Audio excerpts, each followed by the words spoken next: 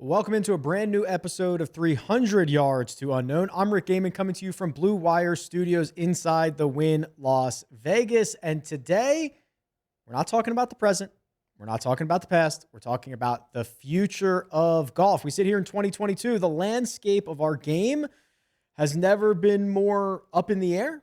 And maybe we'll look ahead. What does it look like in 2052? What does it look like in 2072? Obviously, there's been a lot of change in our game in just the last 2 years. You start looking forward. You start rolling the clock forward.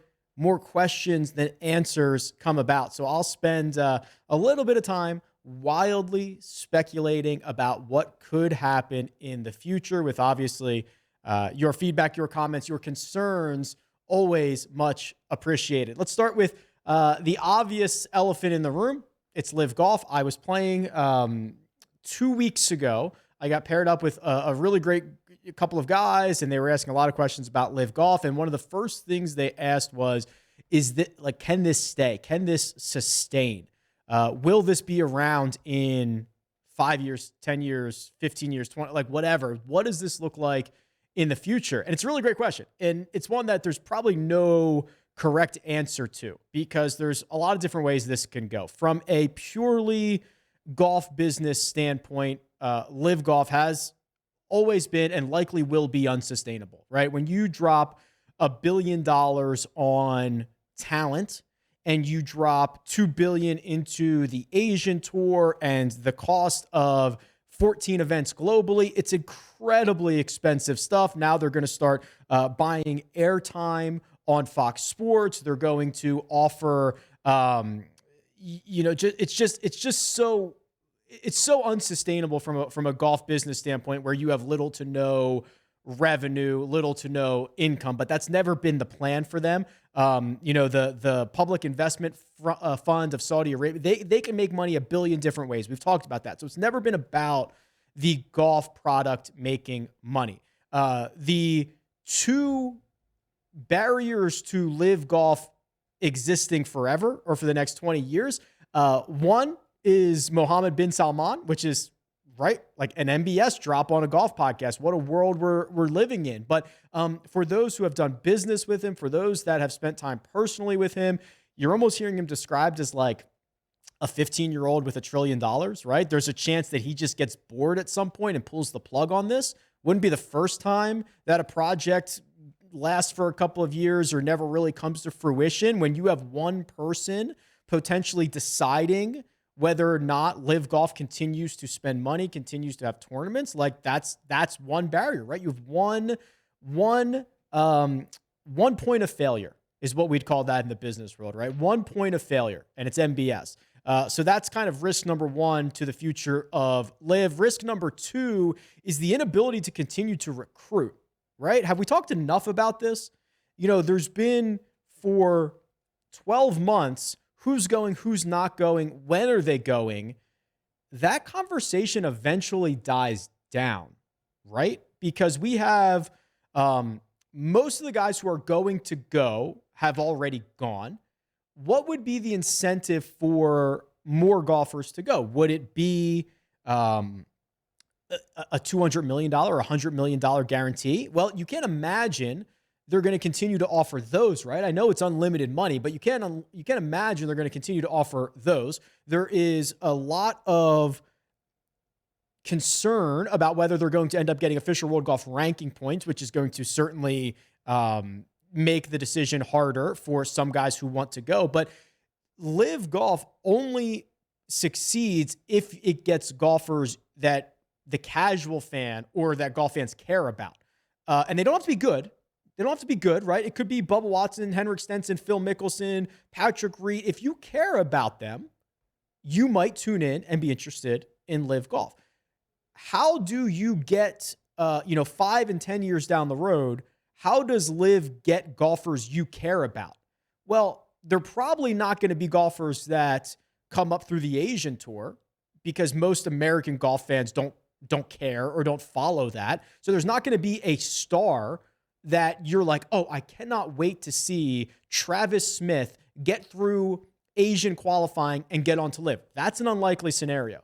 The way that they are going to be able to get relevant golfers that you're interested in which they can turn around and sell pro-am opportunities to, is still going to be via the PGA Tour, right? You're going to have, or major championships. Those are the two ways. You're going to have golfers that come to relevance via the PGA Tour, and Live Golf wants to snap them up. Or you are going to have golfers who come to relevance through major championships, and then Live Golf gets to snap them up. That's really the only way. Do you see a scenario in which there is a homegrown Live star? Probably not. You know, even if it was the number 1, number 2, number 3 amateurs in the game, the top 5 college players, if they all immediately went to Live, you are still losing out on context of those golfers, right? Do you care? Could the average golf fan name any collegiate golfer inside the top 10 of the PGA Tour U rankings, or of the college rankings, or of the world amateur rankings? No, right? So that's where I think the trouble for Live is going to end up being. I think if you ask me, will it continue to exist? In like 10 years, I kind of lean towards no.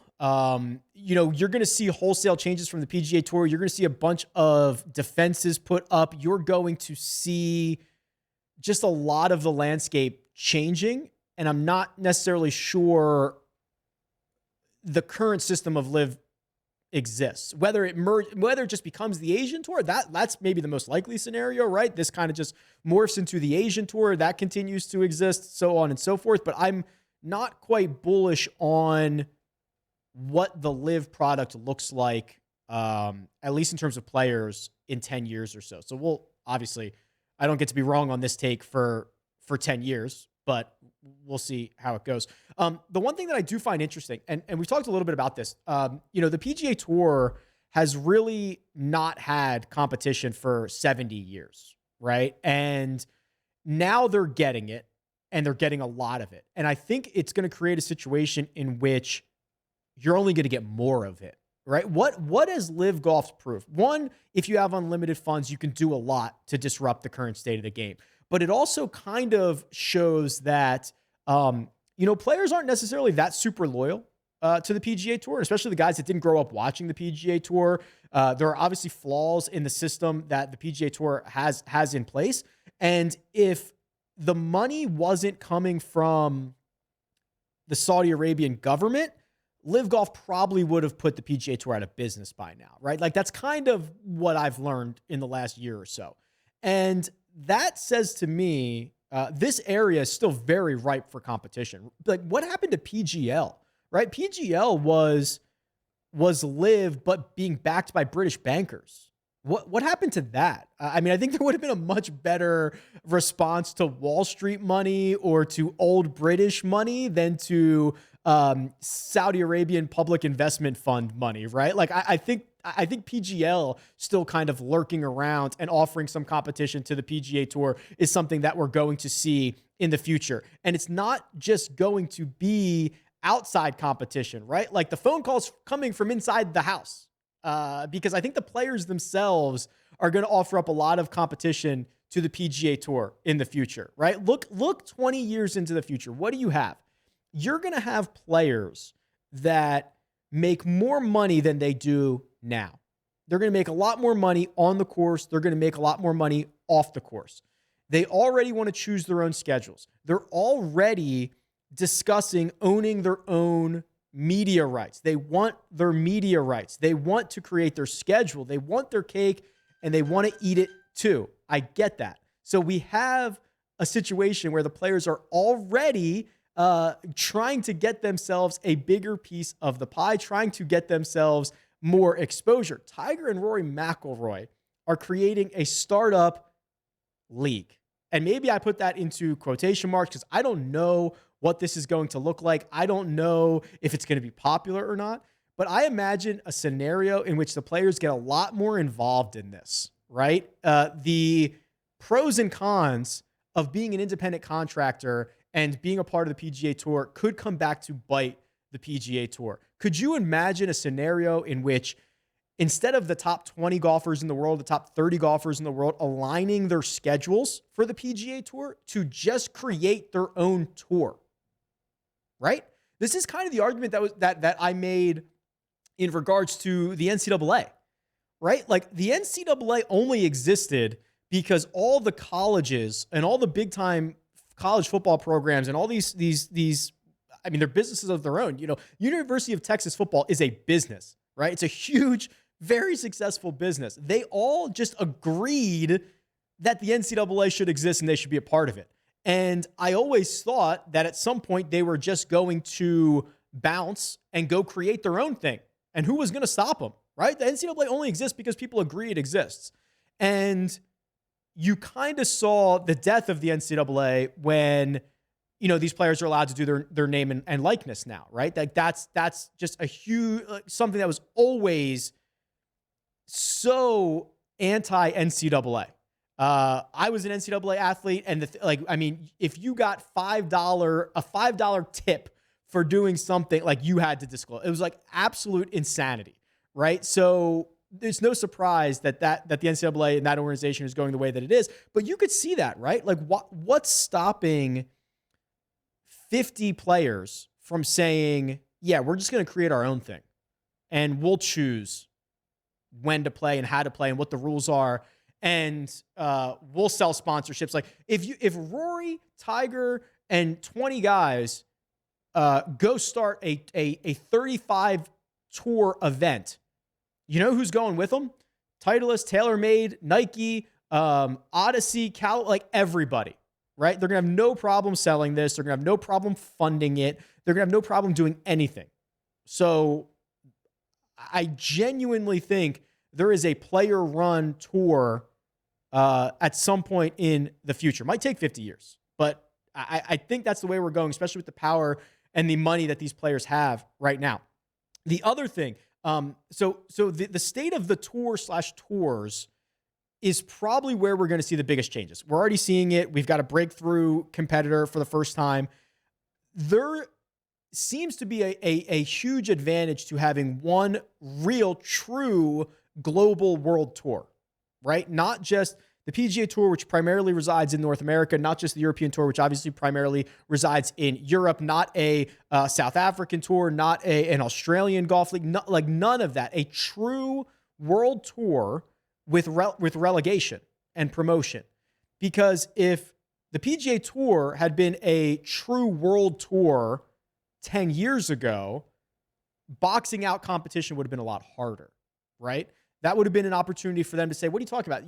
We do play in Australia. We do play globally. We do create prestige and stars all across the globe, not just here in the United States. And any way in or out of the world tour would have ran through them.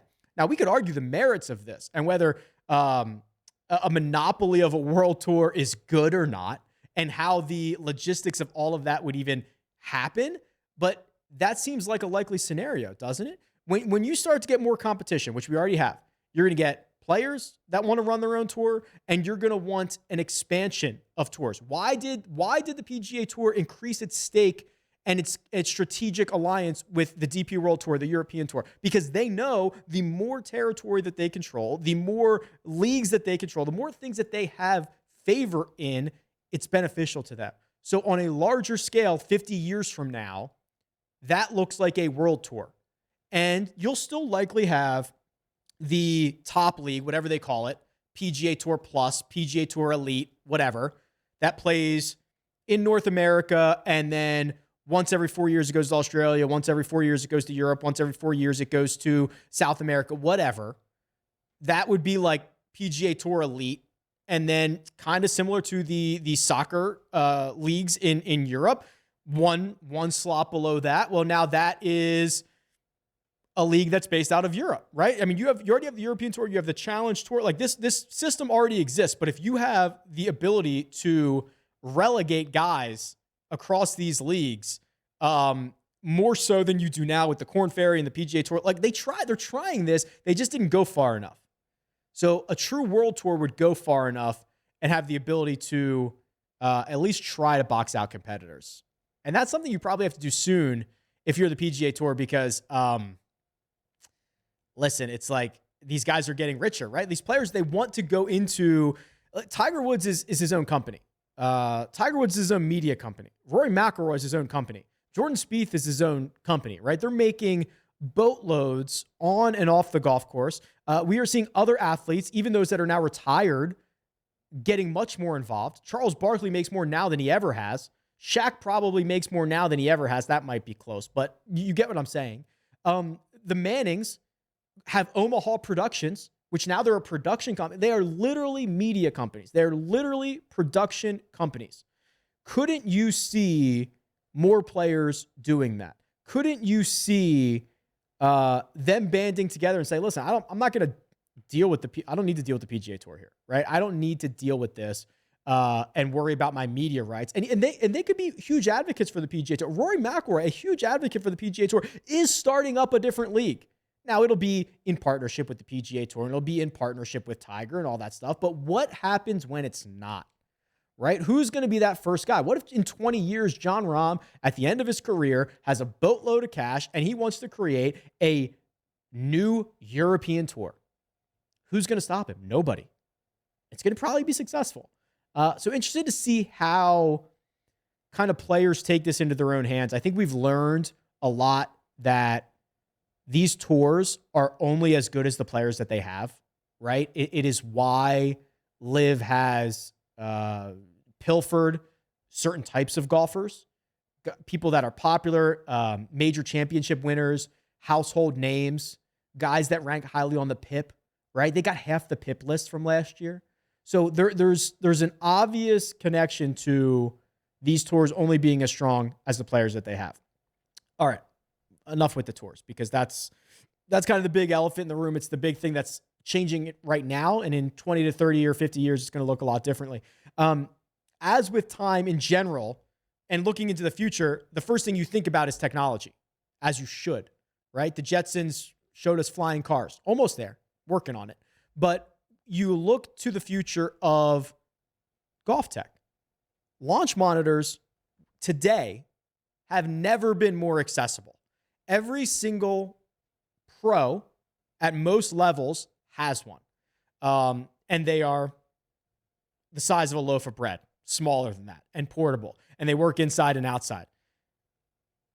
10 years ago, that maybe not even 10, less than 10 years ago, that was a crazy thought, that every professional golfer at the highest level would be able to walk around with a device that shows them everything they need to know about their game. Have you ever seen the old launch monitors? They're basically the size of an armoire, right? And it would give you very little information, wouldn't be all that accurate. We are getting more and more access to launch monitors. We're getting more and more access to simulators. Recreational players have access to this.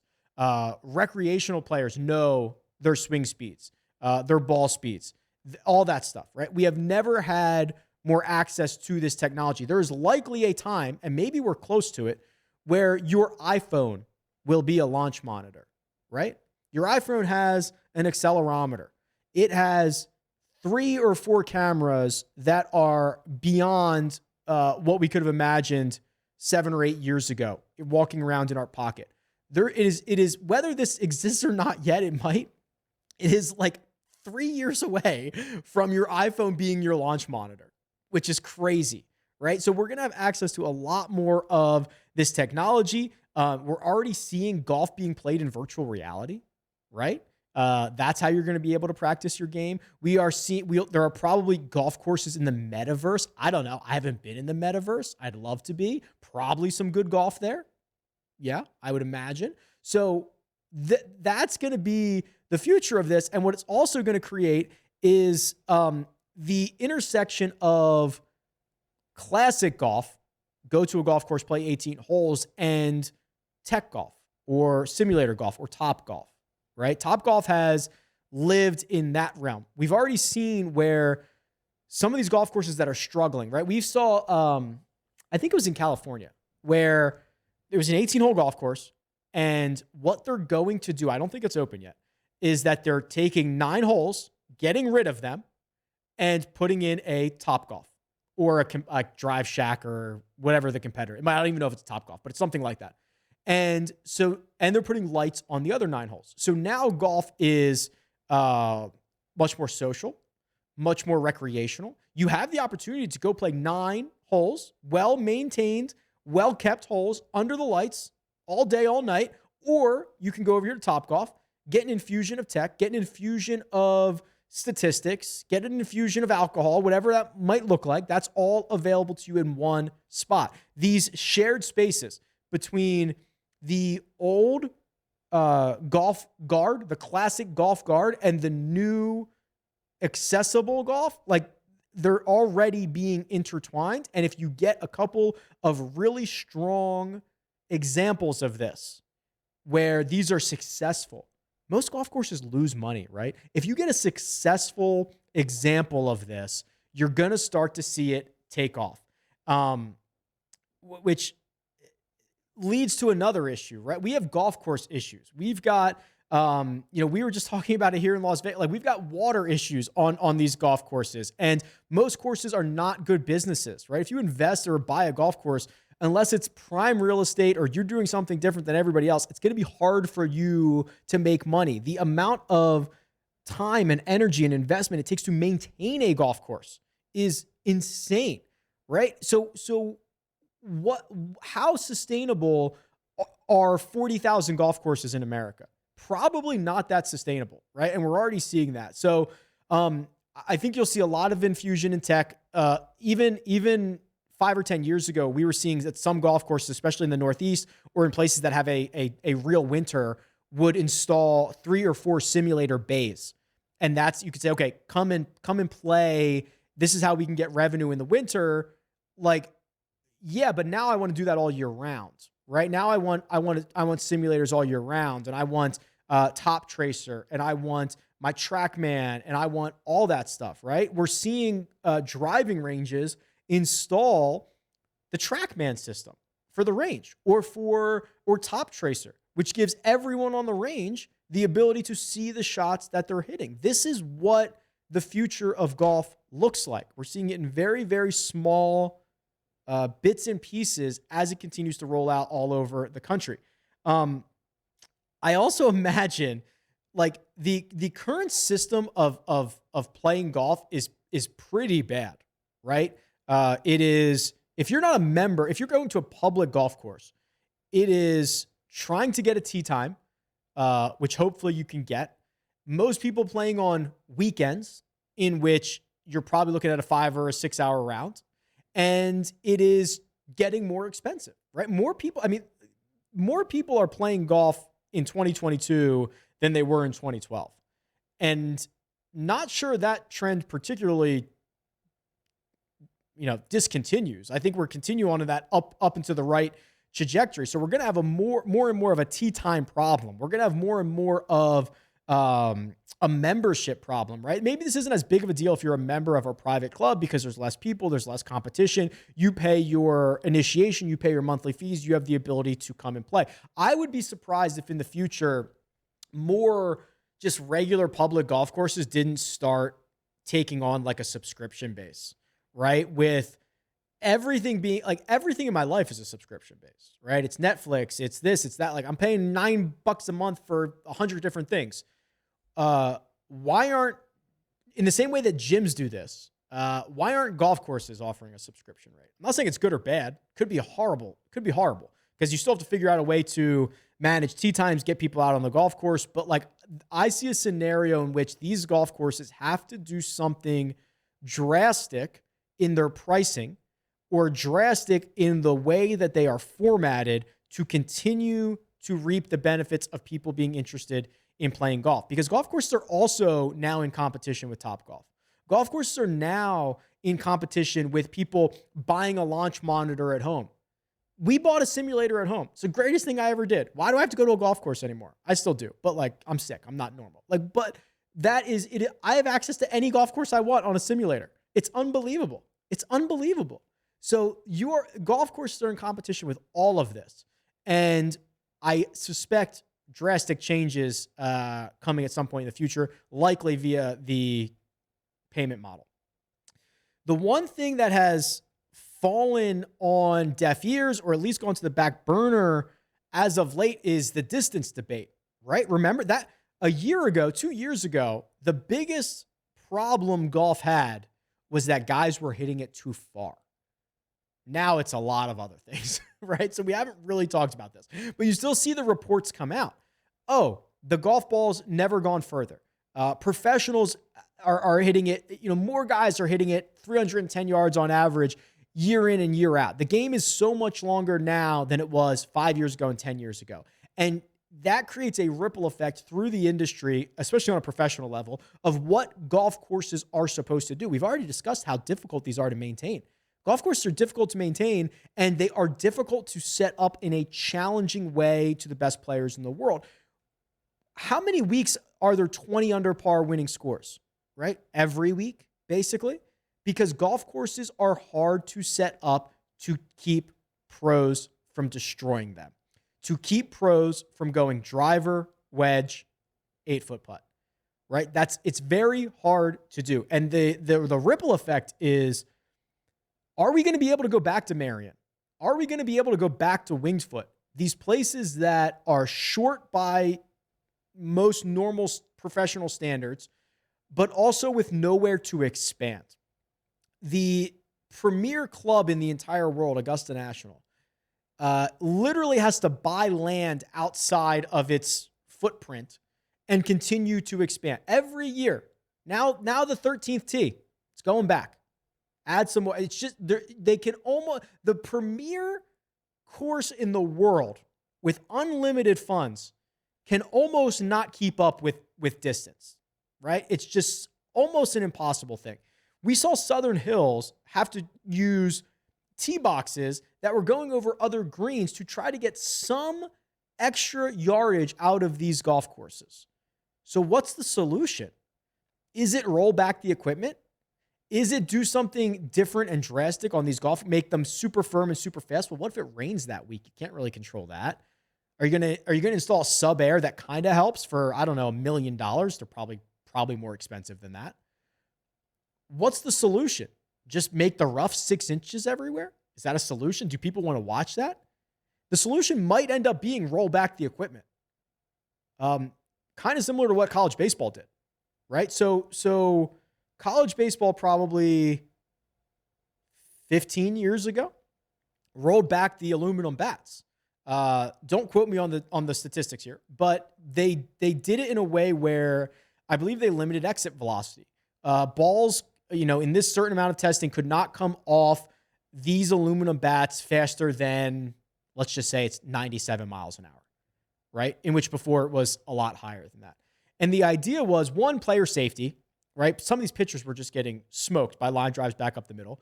But also, college baseball had a problem where every field is too small, right? 325 all the way around, and everyone's cranking them out of the park. How sustainable is this? We're going to have to move back the fences 50 feet in 300 baseball stadiums across the country.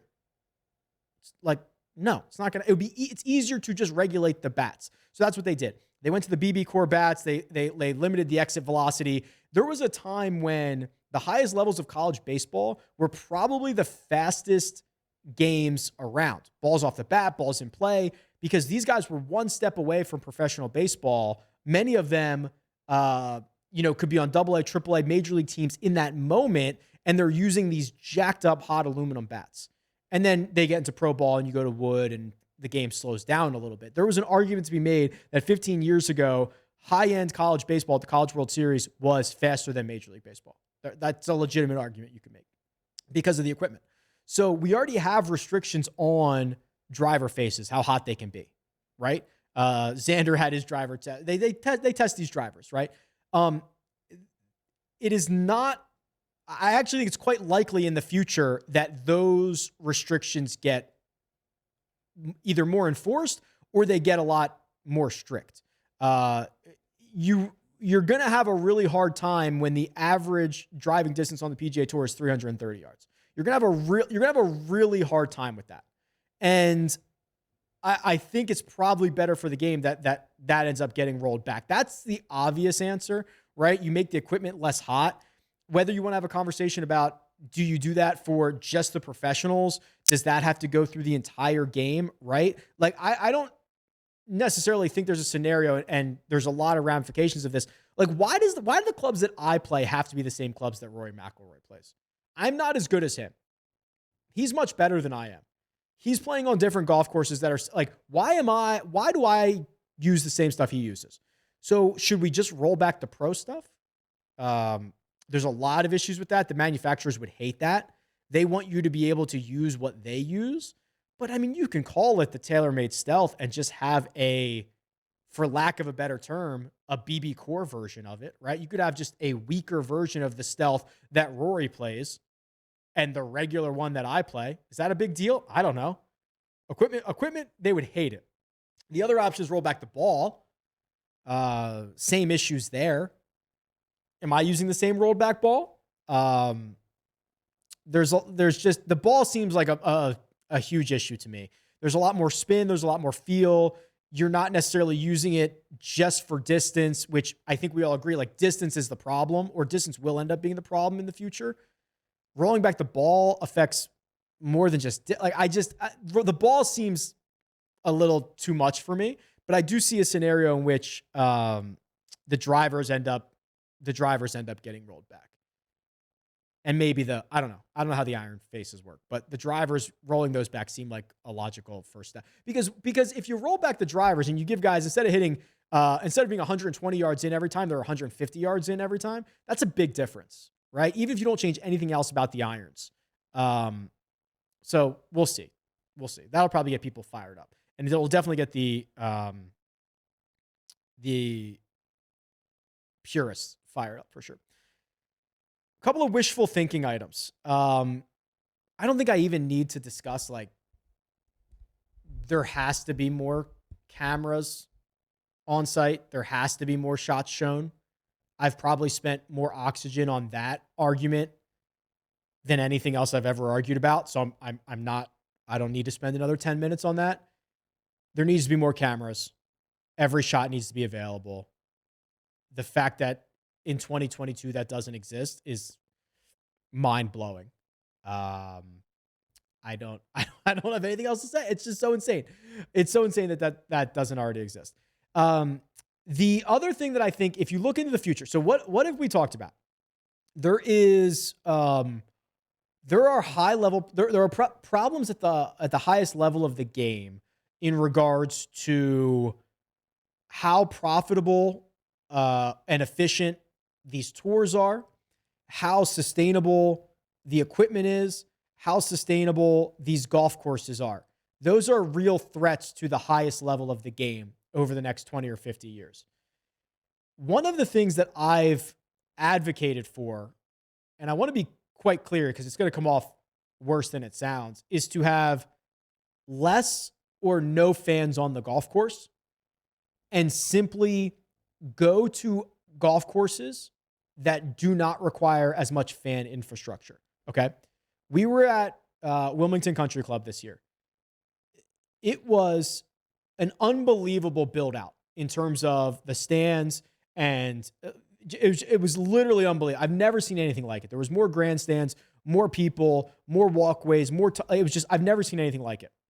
The other problem is we had to park like 20 minutes away, get on a shuttle, be shuttled in. Like, that golf course was not designed to hold 100,000 people in a day.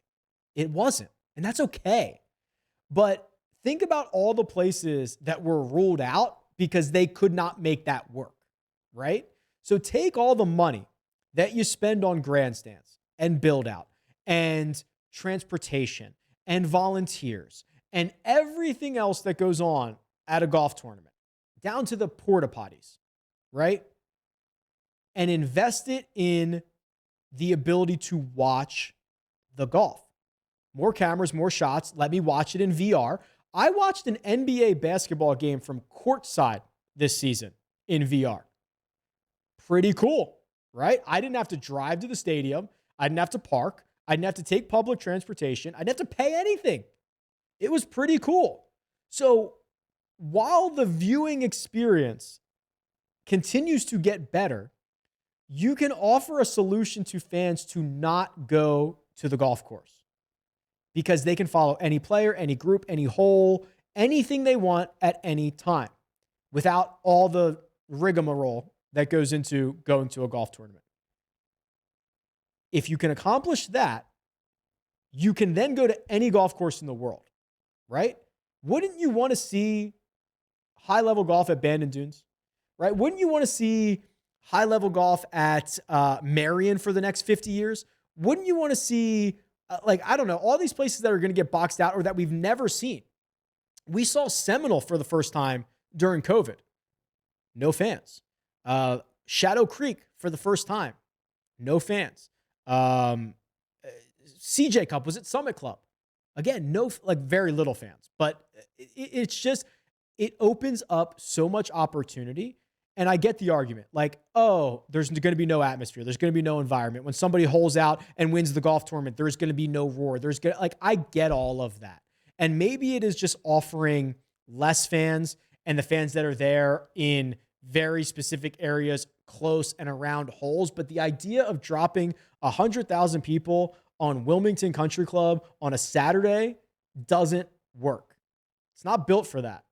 And it's probably never going to be built for that. And the longer we go, as the game grows, less and less golf courses are going to be built for that. So my big future take is that more golf is consumed via VR headsets, via television on demand, the ability to switch around to groups, to players, to holes. I want to stand by the 16th green. No, I want to stand by the 16th tee. Whatever it is, if you can consume it in that way, there's less and less, and that's okay, right? That's not a knock against going to see golf in person. You should go see golf in person. But there's an argument that football is better viewed at home on your 60-inch television, that baseball is better viewed at home. I've got a strike zone. I can hear what the calls are. I know I can see the stats. When you're in a baseball game, you're like, what the hell's going on? What inning are we in? How many outs are there? I have no idea. Right? It's like a weird experience. Hardcore viewing baseball is not done well in the stadium.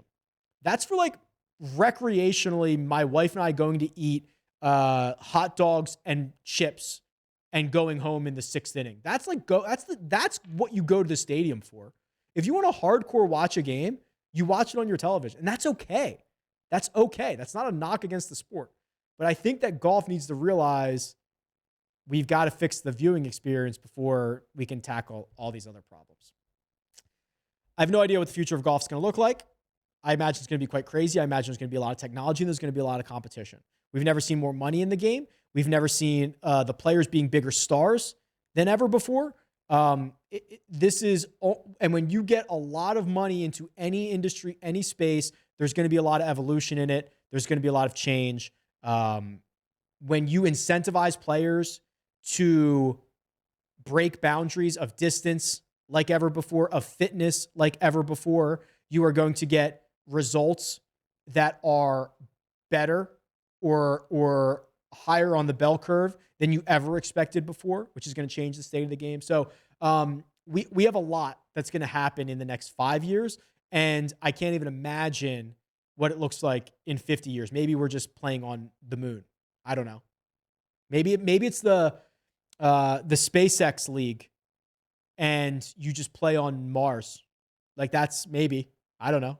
That'd be kind of cool, right? You take your flying car, your space shuttle up there, play a couple rounds, come back.